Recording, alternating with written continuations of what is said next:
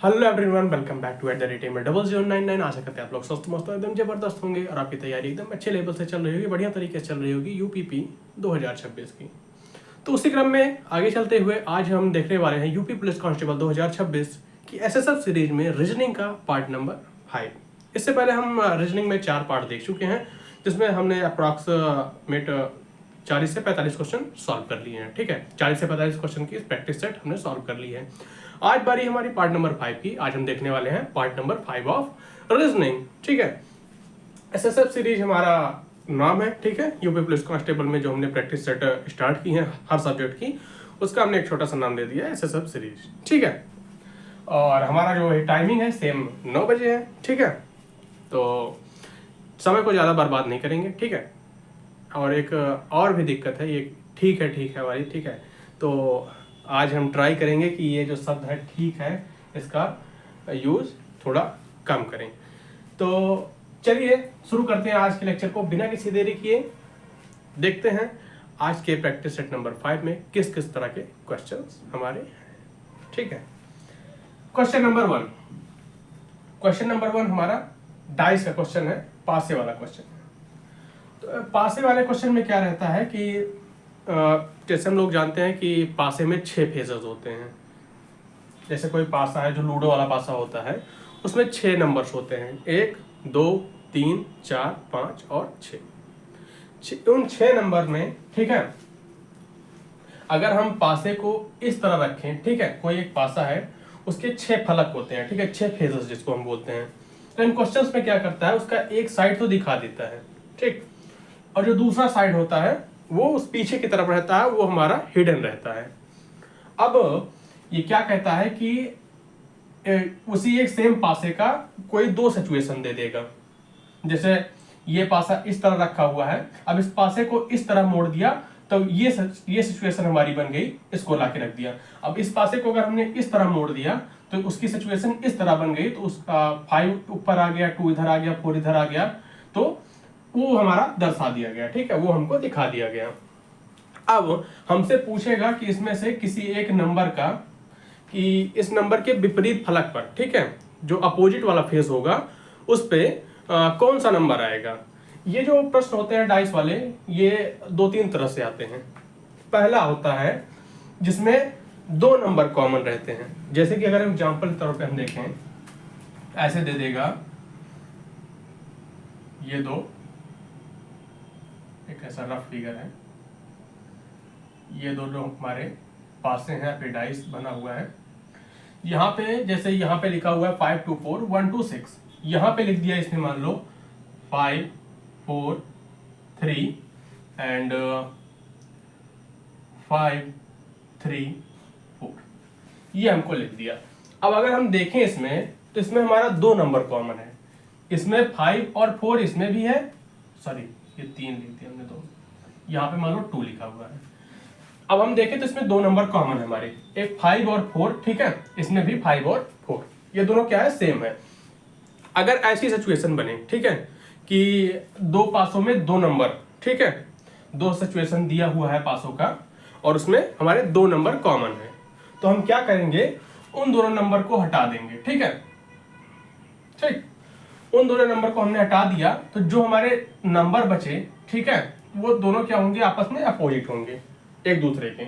जैसे यहाँ पे 5 और 4 था, इसमें भी 5 और 4 था, तो हमने क्या किया, 5 और 4 दोनों में से हटा दिया, तो हमारा क्या बच गया, इसमें 3 बच गया, इसमें 2 बच गया। तो हमारा जो 3 होगा ये 2 का हमारा अपोजिट होगा। ठीक है, ये जो 3 और 2 होंगे ये हमारे अपोजिट, आपस में अपोजिट फलक पर होंगे। अगर 3 जो है हमारा ऊपर है तो 2 हमारा नीचे होगा। 3 अगर लेफ्ट वाले पे उस पे है, ठीक है, फेस पे है, तो 2 हमारा राइट वाले फेस पे होगा। इस तरह करेंगे इस वाले प्रश्न को। दूसरा टाइप क्या होता है कि सिर्फ एक ही नंबर कॉमन दिया रहता है। जैसे कि ये है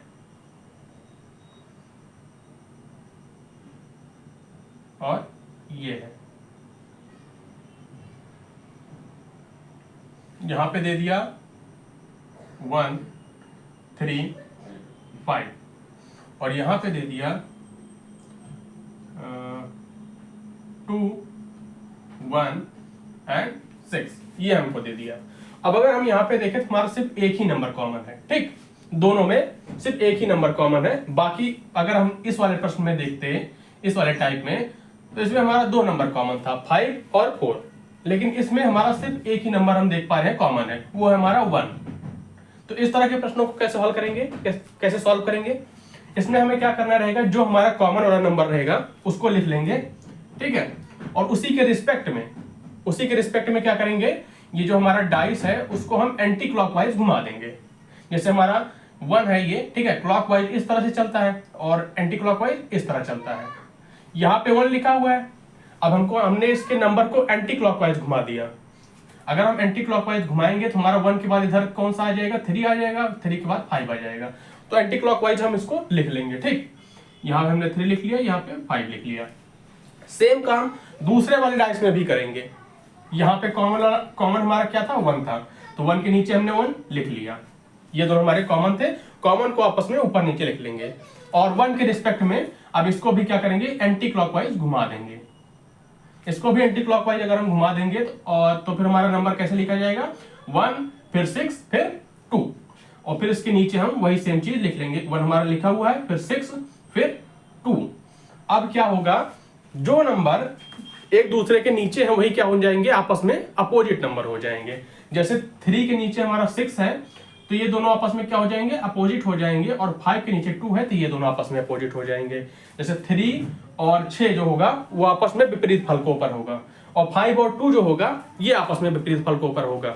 अब बात रही यहाँ पे हमको 4 नंबर तो मिल गए, ठीक है, बचा हमारा 2 नंबर। अब हमारा 1 बच रहा है और 2, 3, 5, 6 मिल गया, 4 नहीं मिला है, ठीक है। अगर हमारा 3 का अपोजिट 6 है, 5 का अपोजिट 2 है, हमारे 2 ही नंबर बचे 4 और 1, तो सीधी सी बात है वो आपस में क्या होंगे, अपोजिट होंगे।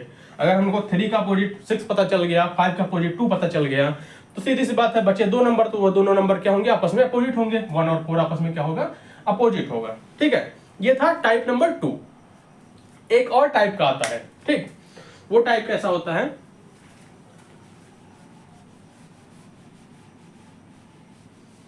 उसमें क्यूब को, सॉरी, ये जो डाइस होता है, ठीक है, क्यूब शेप में होता है, तो उसको क्या करते हैं, पूरा ओपन कर देते हैं, जैसे पेपर कटिंग वाला होता है। तो यहां पे इसे हमने बना दिया, ये क्यूब में क्या होता है, 6 खाने होते हैं ना, 6 फेसेस, 1 2 3 4 और 5, ठीक, इस तरह बना देगा। जैसे कि अगर हम इसको, जैसे मिठाई का डब्बा नहीं होता है, ठीक है, ऐसे खोल दिया जाता है, उसके बाद फिर उसको ऐसे ऐसे करके इधर से वैसे बोर्ड के ऐसे बना देंगे तो हमारा क्यूब तरह बन जाएगा, ठीक है।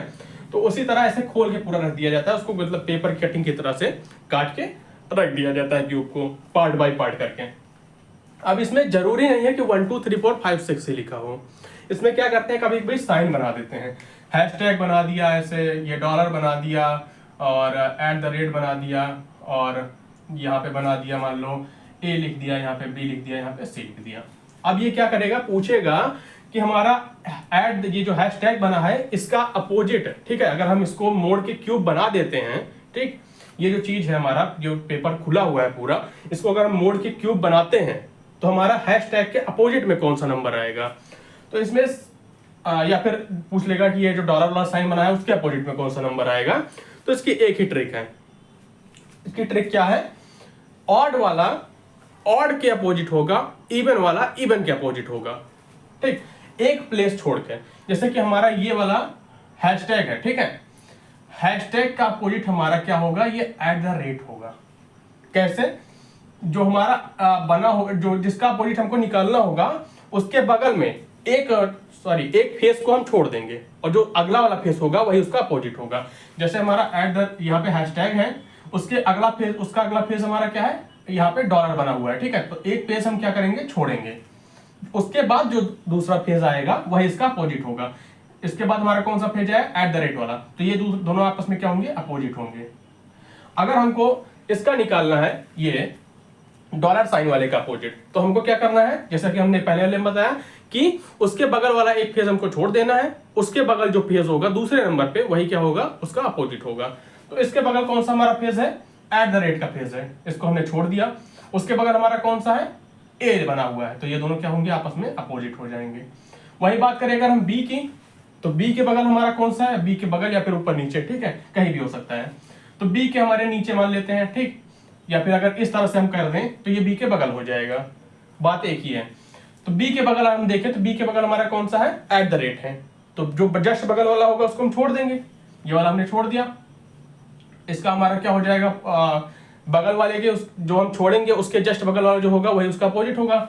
बी के बगल हमारा एट द रेट था, हमने उसको छोड़ दिया, उसके बाद कौन सा हमारा फेज है, ये सी वाला फेज है, तो ये दोनों क्या होंगे, आपस में अपोजिट हो जाएंगे, ठीक। इस तरह इस वाले प्रश्न को हम हल करते हैं, ठीक है। इन्हीं 3 तरह से ही प्रश्न आते हैं, ठीक, इन्हीं 3 तरह से ही क्यूब वाले प्रश्न पूछे जाते हैं, इसके अलावा नहीं पूछा जाएगा। हो सकता है 2 की बजाय आपको 3 क्यूब दे दें, अगर 3 क्यूब दे दें तो हमको एक ही चीज, वही सेम चीज, जैसे ये तीनों चीज में जो हमने बताया ना, वही सेम चीज फॉलो करना है। पहले चीज ये देखना है कि क्या कोई 2 क्यूब है, जैसे यहाँ पे 3 क्यूब दिया हुआ है, इसमें पहले सबसे पहला काम हम क्या करेंगे कि देख लेंगे क्या कोई 2 ऐसे क्यूब हैं जिसमें 2 नंबर कॉमन है।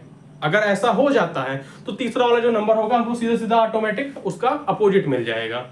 और अगर नहीं है, तीनों में कोई ना कोई एक ही नंबर कॉमन है, तो हम क्या करेंगे, कोई भी दो क्यूब उठा लेंगे, कोई सा भी, पहला दूसरा या फिर दूसरा तीसरा, पहला या तीसरा, ठीक है, कोई भी क्यूब उठा लेंगे, उसी से सॉल्व कर लेंगे। अगर हम ये वाला क्वेश्चन देखें, इस क्वेश्चन पे आए, ठीक, यहाँ पे लिखा हुआ है कौन सा कथन सत्य है। इस क्यूब पर आधारित, यहाँ पे 3 क्यूब बने हुए हैं, 3 डाइस बने हुए हैं, 3 पासे बने हुए हैं, इस पे आधारित 2 कथन दिया हुआ है। अब पूछ रहा है कि कौन सा कथन सही लिखा हुआ है। तो सबसे पहले हम काम क्या करेंगे, कथन पढ़ लेते हैं। 4 तथा 6 विपरीत फलकों पर है, 1 तथा 5 विपरीत फलकों पर है। हमको बताना है क्या ये जो हमारा अपोजिट लिखा हुआ है कि 4 का अपोजिट 6 है, 1 का अपोजिट 5 है, क्या ये सही है।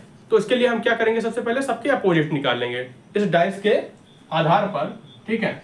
इस डाइस का जो हमको दिया हुआ है, ये पासा दिया हुआ है, इसके आधार पर हम सब ये नंबर के 1 2 3 4 5 6 नंबर है ना हमारे, तो 6 नंबर के हम अपोजिट निकाल लेंगे कि उसके अपोजिट में कौन सा नंबर हमारा आएगा।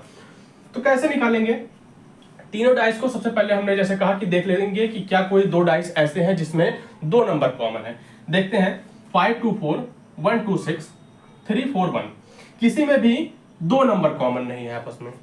तो हम क्या करेंगे, अब चेक करेंगे क्या कोई 1 नंबर कॉमन है, क्या किसी डाइस में, क्या किसी पासे में क्या कोई 1 नंबर कॉमन है। अगर हम देखें पहले और दूसरे वाले पासे में 5 2 4 1 2 6, यहाँ पे 2 कॉमन है हमारा।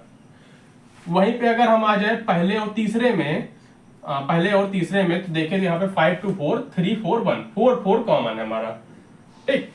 अगर हम आ जाए दूसरे और तीसरे में 1 2 6 3 4 1, 1 and 1 कॉमन है, ठीक। इसका मतलब सब में कोई ना कोई 1 नंबर कॉमन है। तो हम कोई सा भी 2 डाइस उठा सकते हैं, चाहे पहला दूसरा उठा लें, दूसरा तीसरा उठा लें, या फिर पहला और तीसरा उठा लें, सबसे सॉल्व हो जाएगा।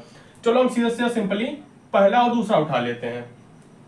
पहला और दूसरा उठाएंगे तो हम देख लेते हैं इसमें कॉमन कौन सा है, कॉमन है हमारा 2।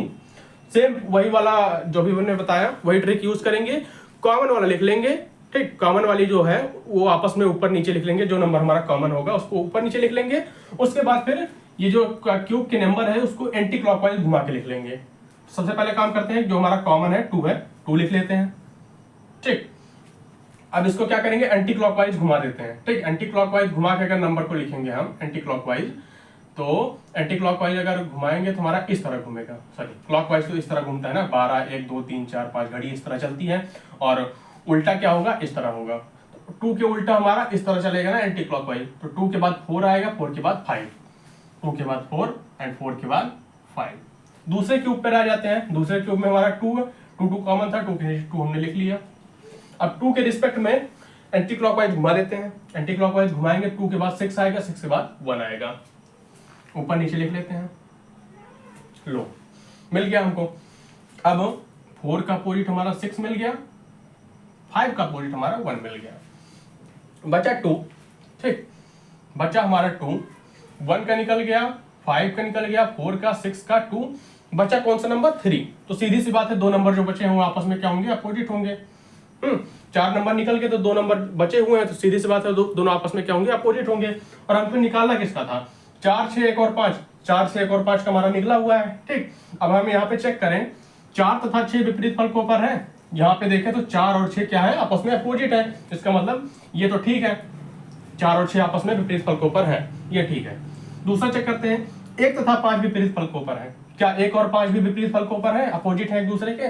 यहाँ पे देखें हमारा 1 और 5 भी क्या है, एक दूसरे का अपोजिट है, मतलब कि विपरीत फलकों पर है। इसका मतलब दूसरा वाला कथन भी हमारा क्या हो जाएगा, सही हो जाएगा। अब सवाल ये आएगा कि पहला और दूसरा क्यूब लेके ही सॉल्व करेंगे तो आएगा हमारा? नहीं, दूसरा तीसरा भी ले सकते हैं, पहला तीसरा भी ले सकते हैं, सबसे आ जाएगा। अगर कॉमन है, कोई भी एक नंबर हमारा कॉमन है तो हम कोई भी 2 क्यूब उठा सकते हैं। जैसे हमने पहला दूसरा उठाया ना, चलो दूसरा तीसरा उठा लेते हैं। ठीक, दूसरा तीसरा अगर उठाएंगे तो हमको देखते हैं इसमें हमारा 1 कॉमन है। 1 जो कॉमन है उसको हम लिख लेते हैं यहाँ पे। ठीक, अब क्या करेंगे, इसको एंटी क्लॉकवाइज घुमा देते हैं। एंटी क्लॉकवाइज हमारा इस तरह चलेगा ना, एंटी क्लॉकवाइज अगर हम घुमाएंगे तो 1 के बाद 2 आएगा, 2 के बाद 6 आएगा। यहाँ पे लिख लिया हमने। अब दूसरे कौन सा लिया था हमने, दूसरा तीसरा लिया था, तीसरे में ले ये 1 कॉमन है ना, 1 के नीचे हमने 1 लिख लिया। ठीक, 1 के नीचे हमने 1 लिख लिया। अब इसको भी एंटी क्लॉकवाइज घुमा देते हैं इधर के साइड। एंटी क्लॉकवाइज घुमाएंगे तो 1 के बाद 3 आएगा, 3 के बाद 4 आएगा। 3 आया और ये 4 आया।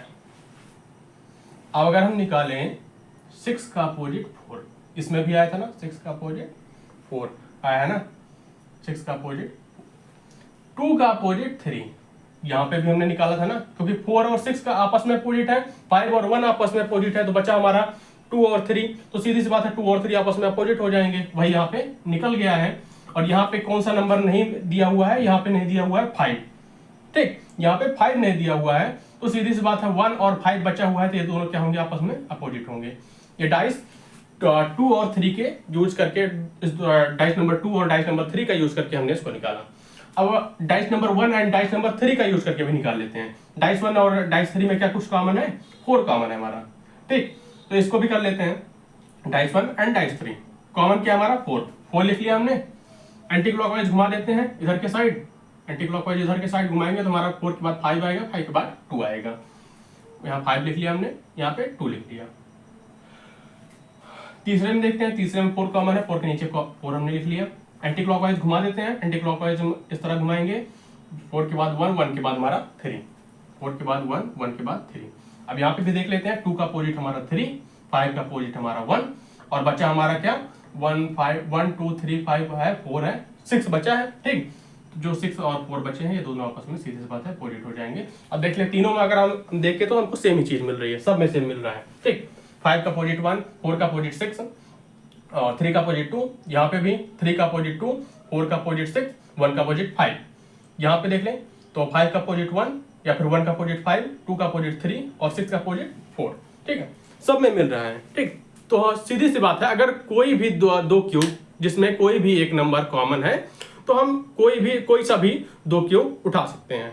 अगर हमको 3 क्यूब दिए हुए हैं, तीनों में से अगर 2 क्यूब, चाहे वो पहला तीसरा हो, पहला दूसरा हो या फिर दूसरा तीसरा हो, अगर उनमें कोई एक नंबर कॉमन है तो उनमें से कोई सा भी 2 क्यूब उठा के क्वेश्चन को सॉल्व कर सकते हैं, उसमें से विपरीत फलकों को निकाल सकते हैं। तीनों में से कोई भी क्यूब उठाएंगे, 2 पेयर उठाएंगे तो हमारा सेम ही चीज आएगा। ठीक, तो इस तरह हम डाइस वाले क्वेश्चन को सॉल्व करेंगे। यह था हमारा पहला क्वेश्चन। चलिए बढ़ते हैं अपने अगले प्रश्न की ओर, देखते हैं अगला प्रश्न हमारा क्या पूछ रहा है।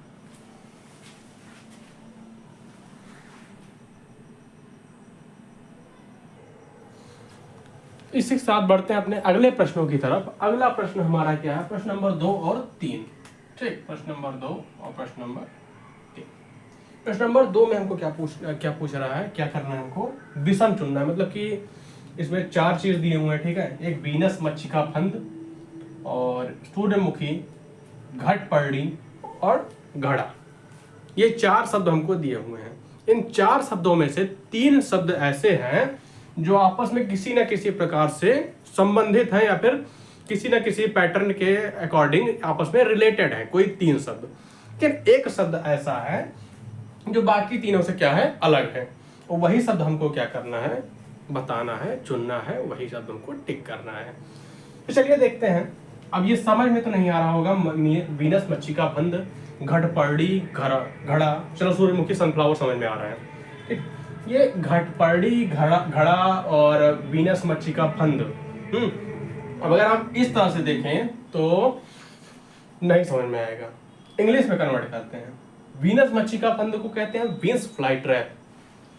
ये जो घड़ा है ये पानी पीने वाला घड़ा नहीं है, ये एक पौधा है जिसको क्या बोलते हैं हम, पिचर प्लांट बोलते हैं, पिचर प्लांट बोलते हैं। ये चीज मैंने साइंस में पढ़ी थी 6th या 7th क्लास में। ये घटपर्डी का हमको नहीं पता है इंग्लिश मीनिंग, अगर आपको पता हो तो आपको कमेंट बॉक्स में कमेंट कर दीजिएगा इसका इंग्लिश मीनिंग इसकी क्या होती है। ये जो बीन्स फ्लाइट रैप है हमारा, घटपर्डी है और घड़ा लिखा हुआ है मीन्स पिचर प्लांट, ये सब मांसाहारी पौधे हैं। ये क्या करते हैं, कीड़ों को खाते हैं। कीड़ों को कैसे खाते हैं, इनका शेप ऐसे होता है, जो बीन्स फ्लाइट रैप रहता है ये ऐसे तरह से यूं और यूं इस तरह से अंदर लाल रेड कलर का रहता है, ठीक है। यहाँ पे कोई भी कीड़े आते हैं ऐसे बैठते हैं, जब इस पे कोई एक पता नहीं क्या किस तरह का जेल तरह से होता है जिससे कीड़े क्या होते हैं, अट्रैक्ट होते हैं। तो ये लाल लाल होता है, ठीक है। तो रेड कलर को, चटक कलर को, ठीक है, डार्क कलर जो होता है हमारा हाईलाइटेड एकदम पूरा, उसको देख के कीड़े वैसे भी अट्रैक्ट होते हैं। तो यहाँ पे अट्रैक्ट होके इस पे ये कीड़े बैठ जाते हैं, तो फिर इसका ये जो खुला हुआ है ना, ये बंद हो जाता है और ये कीड़ों को ये जो जेल होता है ना, वो एकदम से गला देता है। उसके बाद फिर ये इसके अंदर चला जाता है। इसका मतलब सीधा सीधा बोल सकते हैं कि ये कीट भक्षी है, ठीक है।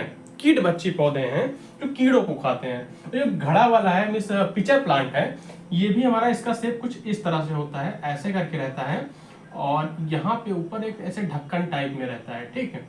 ऐसे इस तरह से इस शेप का ये पौधा होता है। जैसे कि यहाँ पे कोई भी कीट वगैरह आके बैठता है तो ये जो ढक्कन है ना, ढक्कन तरह से खुला हुआ है, जैसे बंद हो जाता है और फिर ये कीड़े को इसमें गला के अपने अंदर खींच लेता है या फिर उसका भोजन बन जाता है। मिस ये सीधा सीधा बात क्या है कि बीन्स फ्लाइट रैप और ये घटपर्डी, इसका इंग्लिश जो भी है अगर आपको पता हो कमेंट बॉक्स में आप बताइएगा।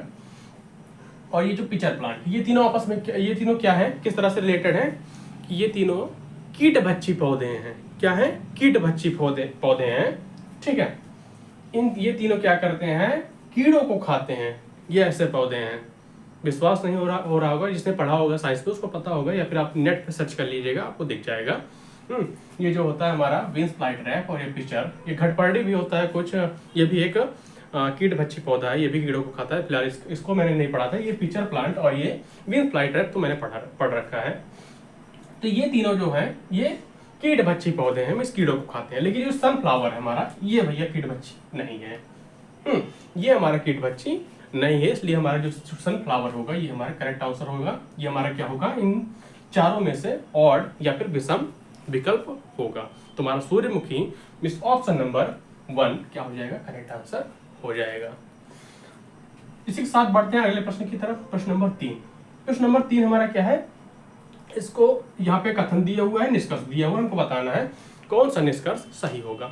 इस तरह के प्रश्न को हम वेन डायग्राम फिगर की हेल्प से सॉल्व करते हैं। तो वेन डायग्राम फिगर हम कैसे बनाएंगे देख लेते हैं। कथन का इस्तेमाल करके हम वेन डायग्राम फिगर बनाएंगे, फिर उस वेन डायग्राम फिगर से चेक करेंगे क्या जो निष्कर्ष दिए हुए हैं वो सही हैं या फिर नहीं। चलिए बनाते हैं वेन डायग्राम। सभी आकाश बादल हैं, सभी आकाश बादल हैं। मान लेते हैं ये हमारा आकाश है।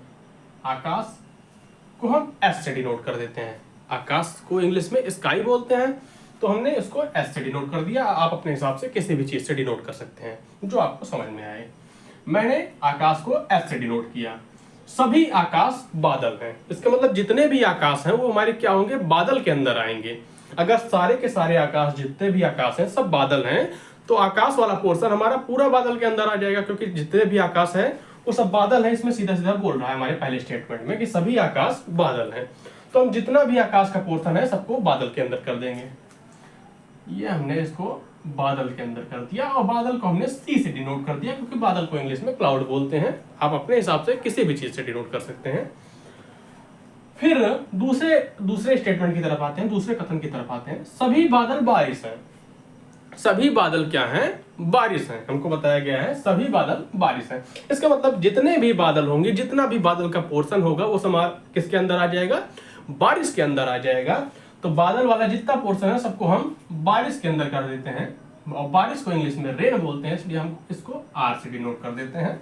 आप अपने हिसाब से किसी भी चीज से डिनोट कर सकते हैं जो आपको बढ़िया लगे। तो भैया ये बन गया हमारा वेन डायग्राम इस तरह से, ठीक। अब चेक कर लेते हैं क्या इस वेन डायग्राम के हिसाब से ये जो कथन दिए हुए हैं सही लिए हुए हैं या फिर एक ही सही है या दूसरा सही है, फिर दोनों सही है, या फिर इस वेन डायग्राम के अकॉर्डिंग कोई भी कथन सही नहीं है। चेक कर लेते हैं। पहला हमको दिया हुआ है कुछ आकाश बादल हैं, ठीक। निष्कर्ष का पहला कथन हमको दिया हुआ है कि पहला निष्कर्ष हमको दिया हुआ है कि कुछ आकाश बादल हैं। चेक कर लेते हैं भैया, कुछ आकाश बादल हैं। अगर हम देखें यहाँ पे इधर से, ठीक है, आकाश को हमने एस से माना है,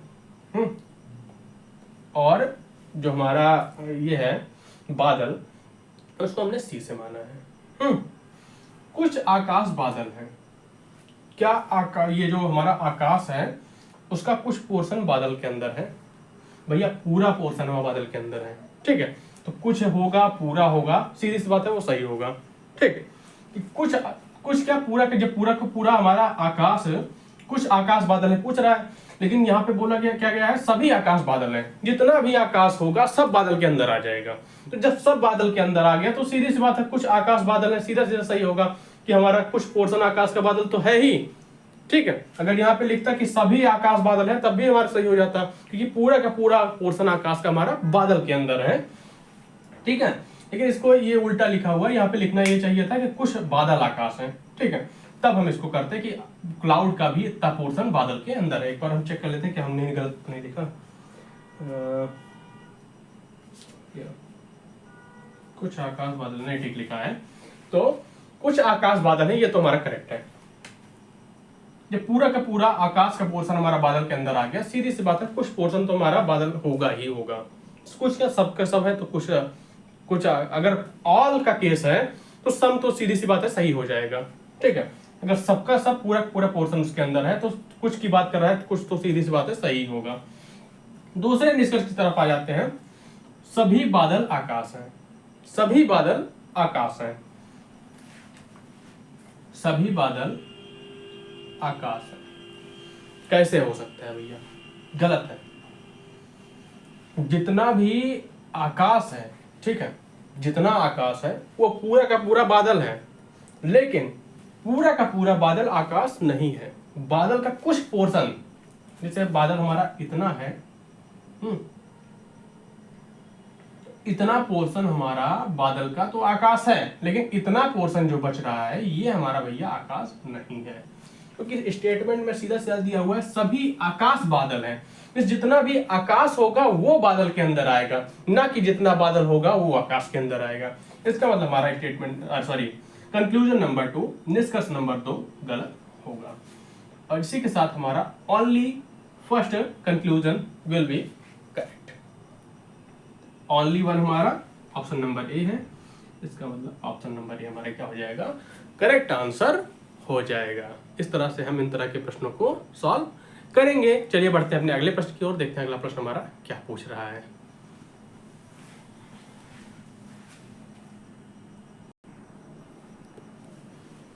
इसी के साथ चलिए बढ़ते हैं अपने अगले प्रश्नों की तरफ। अगला प्रश्न हमारा प्रश्न नंबर 4। प्रश्न नंबर 4 हमारा नंबर सीरीज का क्वेश्चन है।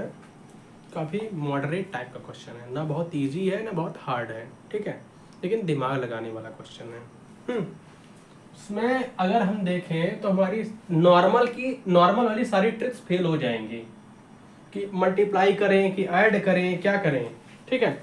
इसमें दो चीजें करनी है हमको, ठीक है। जैसे नॉर्मल हमारे नंबर सीरीज होते हैं, या तो उसमें कोई चीज ऐड की रही होती है तब दूसरा नंबर आता है, या तो कोई चीज माइनस की रही होती है तब दूसरा नंबर आता है, या फिर मल्टीप्लाई कर देते हैं किसी चीज से तब दूसरा नंबर आ जाता है, हमारा सामने वाला नंबर मिल जाता है। इसी तरह सीरीज चलती रहती है।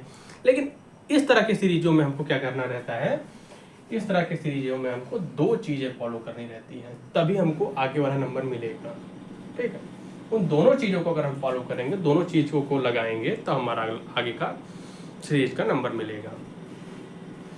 ये जो प्रश्न होते हैं, इन तरह के प्रश्नों को अगर रिवाइज नहीं किया गया तो ये पेपर में क्या करते हैं, समय को खा जाते हैं, क्योंकि न प्लस करने से आएगा, न माइनस करने से आएगा, न मल्टीप्लाई करने से आएगा।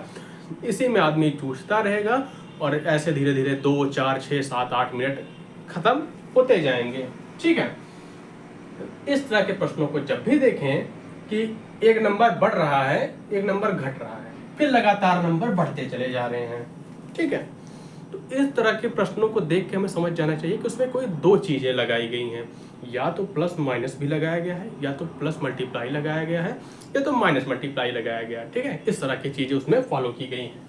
अगर कोई नंबर बढ़ रहा है, फिर घट रहा है, फिर बढ़ रहा है, फिर घट रहा है, अगर इस तरह की सीरीज है, इसका मतलब उसमें अल्टरनेट पैटर्न फॉलो हो रहा है। पहले चीज का रिलेशन तीसरे से है, तीसरे का रिलेशन पांचवें से है, दूसरे का रिलेशन चौथे से है, चौथे का रिलेशन छठवें से है। इस तरह चलेगा। लेकिन इसमें क्या है, ऐसा कुछ भी नहीं है। 9 तो बड़ा है, 7 घट गया वापस से, लेकिन उसके बाद सारे नंबर हमारे क्या है, बढ़ते चले जा रहे हैं। 11 है, 29 है, 111 है। और हम ऑप्शन में भी अगर नजर डालें तो 500, यहाँ 500, यहाँ 500, यहाँ 400, यहाँ भी ये भी लगभग 490 के आसपास है 500 के। तो नंबर जो भी है हमारे ऑप्शन में काफी बड़े हैं। ठीक, तो इन तरह के प्रश्नों को कैसे हल करेंगे, चलिए देखते हैं। 9 से 7 बनाओ। कैसे बनाओगे भाई? 9 से हमको क्या करना है, 7 बनाना है, 7 से 11 बनाना है, 11 से 29 बनाना है, 29 से 111 बनाना है। तो ऐसा क्या मल्टीप्लाई कर दें, ठीक है। अगर मान लीजिए हमने 9 में से 2 माइनस कर दिया तो हमारा 7 आ गया, लेकिन फिर हमको प्लस करना पड़ रहा है सब में से, तो माइनस वाला चीज तो नहीं लगेगा। ठीक है, मान लो हमने 9 में से 2 माइनस कर दिया तो हमारा 7 आ गया, तो 7 में फिर से हमको 4 ऐड करना पड़ रहा है, तो हमारा 11 आ रहा है। ठीक है, चलो मान लिया हमने 4 ऐड भी कर दिया, यहाँ पे -2 कर दिया, यहाँ पे +4 कर दिया। तो ये पैटर्न फॉलो भी होना चाहिए ना आगे, कि पहले में माइनस हो रहा है, दूसरे में प्लस हो रहा है, तो तीसरे में फिर से माइनस होना चाहिए। लेकिन यहाँ पे प्लस क्या हो जा रहा है, 16 नहीं, हाँ 16, यहाँ पे सॉरी 16 कह रहा हूँ, 18। ठीक है, यहाँ पे वापस से 18 प्लस हो जा रहा है। ठीक है, तो ऐसा कोई पैटर्न बन नहीं रहा है। तो क्या करेंगे अब इसमें, हमको सीधा सीधा 9 से 7 बनाना है। 9 से 7 हम बनाने के लिए एक ही चीज कर सकते हैं, 1/2 यानी कि 0.50 से 9 को मल्टीप्लाई कर दें।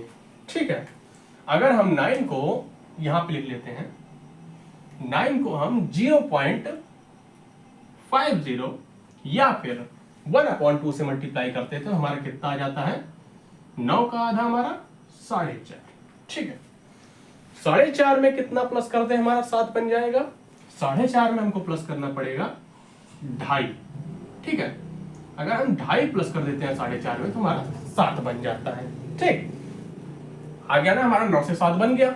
अब बात ये नहीं है कि यहाँ पे हमने 9 से 7 बना लिया, अब बात हमारी ये है, क्या जिस पैटर्न का यूज करके हमने 9 से 7 बनाया उससे रिलेटेड पैटर्न का यूज करके हमारी सीरीज आगे बढ़ रही है क्या नहीं बढ़ रही है।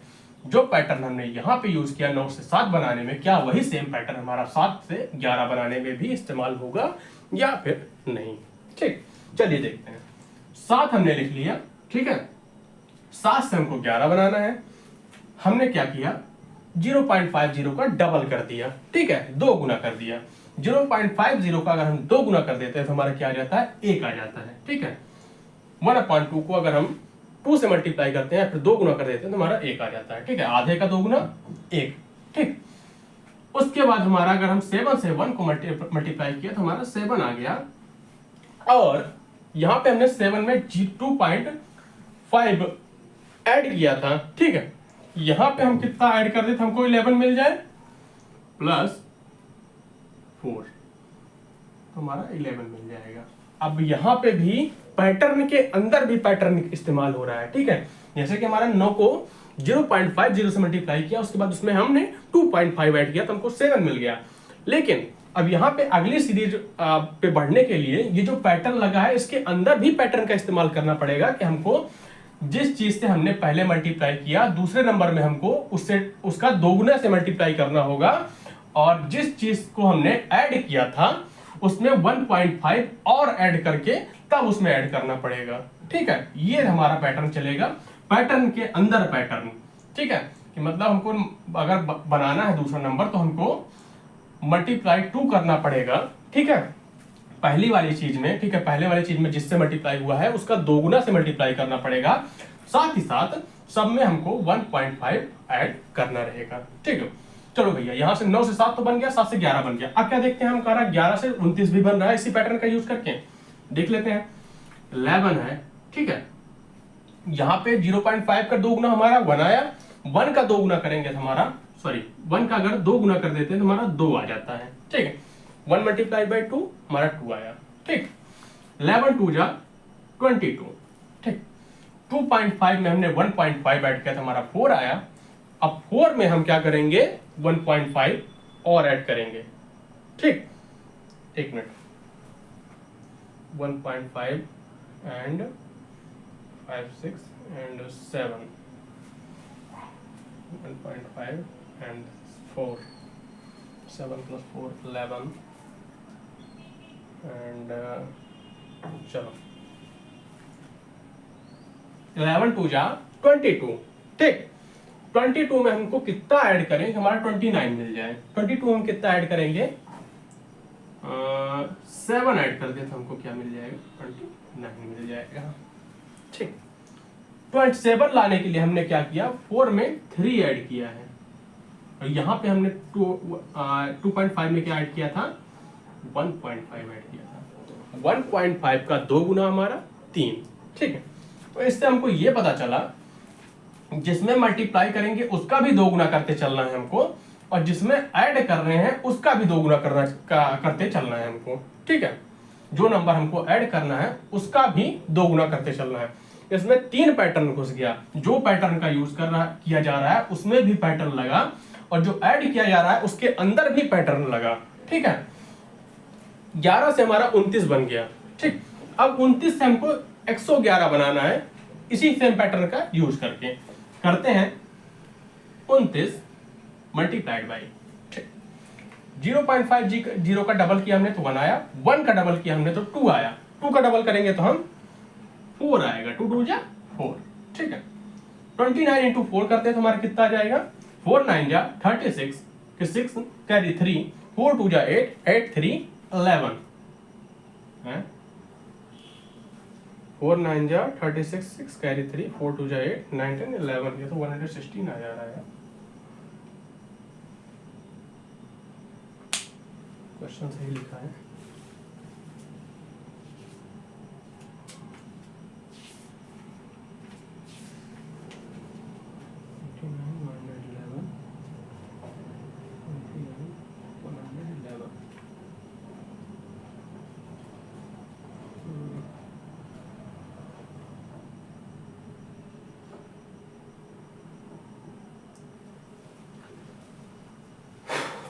गलत पैटर्न का यूज ही कर दिया मैंने यार।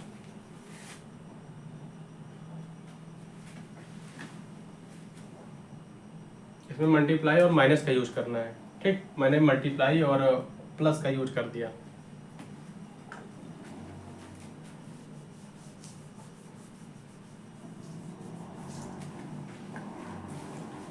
ट्रिक ये भी इजी नहीं है, ठीक है। इससे पहले वाले वीडियोस में जो ये ट्रिक मैं अभी यहाँ पे लगा रहा था, ठीक है, इसके पहले वाले वीडियो में ये ट्रिक लगी हुई है, ठीक है। इसके पहले वाले मेरे हिसाब से लेक्चर नंबर 2 या फिर लेक्चर नंबर 3 में इस तरह का क्वेश्चन था जिसमें इस तरह की ट्रिक लगी हुई थी, इसलिए मैंने इसमें भी वही ट्रिक लगाई।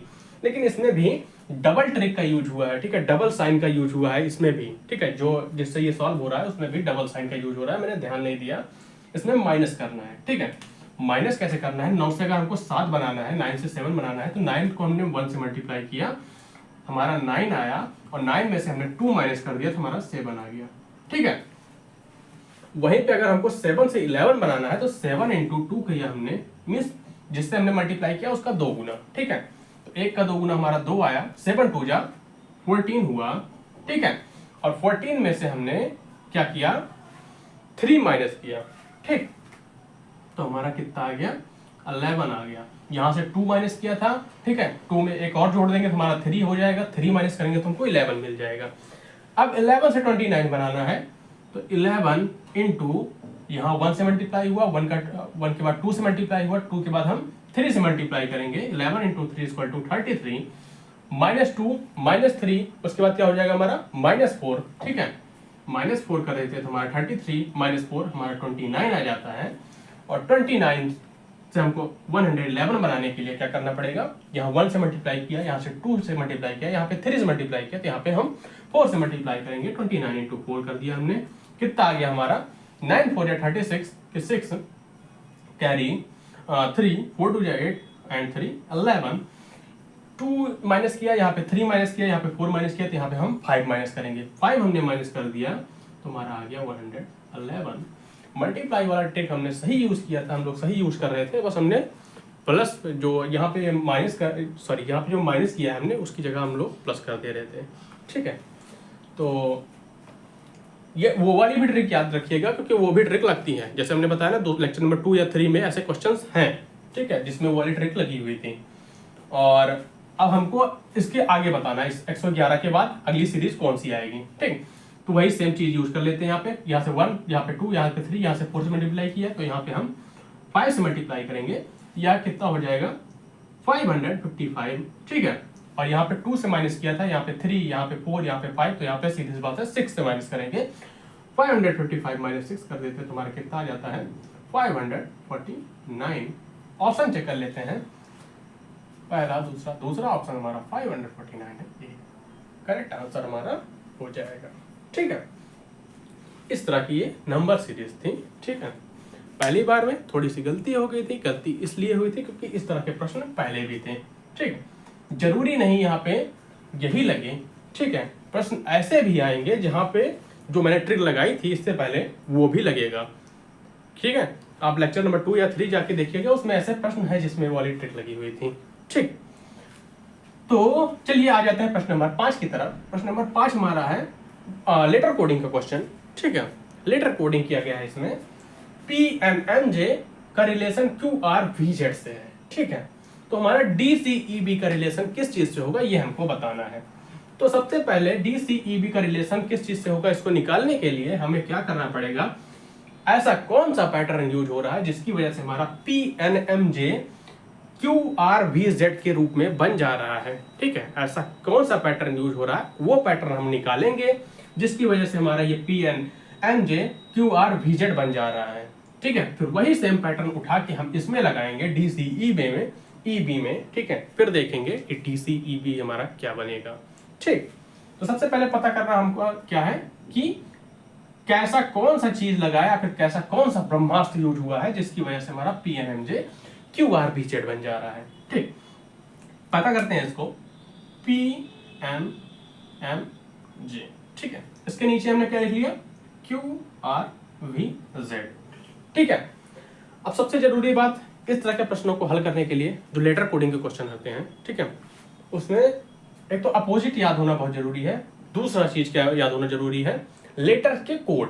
ठीक है, अगर प्रश्नों को जल्दी हल करना है, नहीं फिर जितनी देर में हमारा 5 प्रश्न हल होता है उतनी देर में अगर हमको एक प्रश्न हल करना हो तब आराम से हम ABCD लिख के Z तक लिख लेंगे, उसके बाद फिर 1 2 3 4 लिख के Z तक 26 तक लिख डालेंगे, उसके बाद फिर उसी में से मिलाएंगे कि ये वाला लेटर कौन से कोड पे आ रहा है, उसके बाद फिर हम प्रश्नों को हल करेंगे। उतनी देर में हमारे 5 से 6 प्रश्न हल हो जाएंगे अगर हमको लेटर कोडिंग याद रहेगी तब। ठीक, P का कोड हमारा क्या होता है, ठीक, लेटर P का कोड हमारा होता है 16। ठीक, N का कोड क्या होता है हमारा 14 होता है। ठीक, और M का कोड हमारा क्या होता है 13 होता है। J का कोड हमारा होता है 10। ठीक, ये हमारे ऊपर वाले लेटर के कोड लिखे। ठीक है, नीचे वाले लेटर का कोड हम लिख लेते हैं। Q का कोड हमारा क्या होता है, Q का कोड हमारा होता है 17। ठीक है, Q का कोड हमारा 17 होता है। R का कोड हमारा कितना होता है, R का कोड हमारा होता है 18। V का कोड हमारा होता है 22। ठीक, एंड Z का कोड हमको सीधा पता है, लास्ट लेटर है 26। ठीक है, अब हमको देखना है इस लेटर का यूज करके ये लेटर कैसे बन रहा है। ठीक, पहला लेटर हमारा 16 है और यहाँ पे देखें तो हमारा 17 है, इसका मतलब इसमें क्या किया गया है, 1 ऐड किया गया, हमारा 17 बन गया। ठीक, दूसरा हमारा क्या है 14 है और यहाँ पे 18 है, इसका मतलब दूसरे हमारा 4 ऐड किया गया है। ठीक है, तीसरा हमारा 13 है, उसके बाद फिर 22 बन जा रहा है, इसका मतलब हमारा कितना ऐड किया गया है 7 8 9 ऐड किया गया है। चौथा देखें, चौथा हमारा 10 था, 26 बन जा रहा है, इसका मतलब हमारा क्या ऐड किया गया है 16 ऐड किया गया है। ठीक, अब उठा के यही चीज इसमें रखते हैं कि पहले लेटर में 1 ऐड करेंगे, दूसरे में हम 4 ऐड करेंगे, तीसरे में हम 9 ऐड करेंगे और चौथे में हमको 16 ऐड करना है। ठीक है, अब यही चीज, ये हमारा पैटर्न निकल के आ गया ना, ठीक है। यही ब्रह्मास्त्र था जिसका यूज इसमें किया गया, तब ये चीज हमारा ये बन गया था, ठीक। पहले में 1 जोड़ना है, दूसरे में 4, तीसरे में 9, चौथे में 16, ठीक है। वही सेम चीज हमको इसमें जोड़नी है, और इसमें जोड़ने के बाद जो हमारा लेटर बन जाएगा, ठीक है, जो बनेगा इसके आगे वही हमारा आंसर हो जाएगा, ठीक। चलिए जोड़ के देख लेते हैं, इसको उड़ा देते हैं पहले। चलो, DCEB, डी का कोड हमारा कितना होता है, 4 होता है। सी का कोड हमारा 3 होता है। ई का कोड 5 होता है, और बी का कोड हमारा 2 होता है, ठीक है। अब ये पैटर्न इसमें उठा के रखते हैं। पहले लेटर में हमारा 1 प्लस किया गया है, तो हम भी क्या करेंगे, 1 प्लस करेंगे। 4 + 1 5, और 5 किस चीज का कोड होता है हमारा, ई का कोड होता है, ठीक, देख दिया हमने। दूसरे लेटर में हमारा 4 ऐड किया गया है, हम भी ऐड कर देते हैं 4। 4 + 3 7, 7 किस चीज का कोड होता है, जी का कोड होता है, ठीक। तीसरे लेटर में हमारा 9 ऐड किया गया है, हम भी ऐड कर देते हैं। 5 + 9 14, 14 हमारा किस चीज का कोड होता है, एन का कोड होता है, ठीक, ये हो गया। चौथे में हमारा 16 ऐड किया गया है, हम भी ऐड कर देते हैं। 16 + 2 18 हो गया। 18 हमारा किस चीज का कोड होता है, किस चीज का, किस लेटर का कोड होता है, तो 18 हमारा होता है आर का लेटर कोड, ठीक है, आर का लेटर कोड होता है। हमारा क्या बन के आ गया, EGNR।